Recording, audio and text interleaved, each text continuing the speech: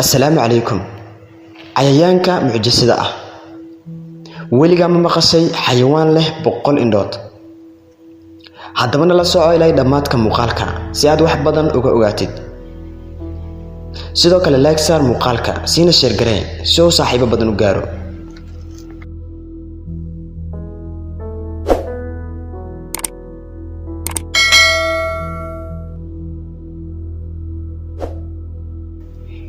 cayayaanka loo yaqaano kaneecada. markaad maqashid ereyga kaneeco waxa kugu soo dhacayo cayayaan aad u yar oo aan tabar badnayn.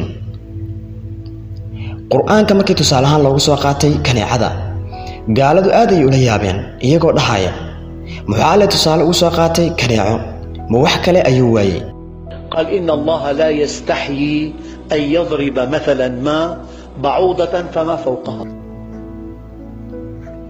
haddaba aan fiirino qaar kamid ah mucjisooyinka kaneecada iyo waxay kaga duwan tahay xayawaanada ama nafleyda kale ee dunida.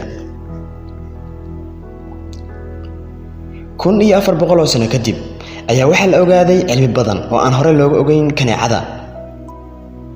waxa la ogaaday inaysan kaneecadu ahayn cayayaan yar oo kaliya balse ay tahay mucjiso u baahan in lagu waana qaato.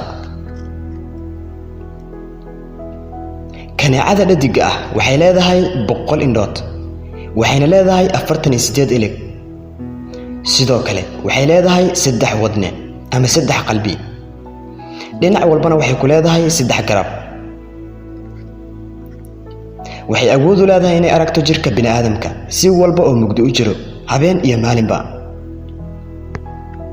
waxay leedahay qalab dhiig baara sababtoo ah waxa jira noocyo dhiigag ah oo aysan kaneecadu ka helin ama jeclayn. waxay awood u leedahay dhididka bini'aadamka ka soo uriso masaafo ka badan 60 mitir.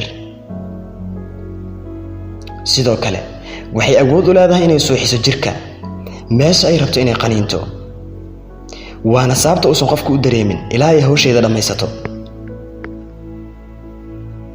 arrinta ugu la yaabka badan ayaa ah in la ogaaday inuu jiro noole aad u yar oo ku nool dhabarka kaneecada oo aan la arki karin in qalab lagu fiiriyo maahane microscope iyo wixii la mid ah. subxaana alladii khalaqaha wa abdacaha.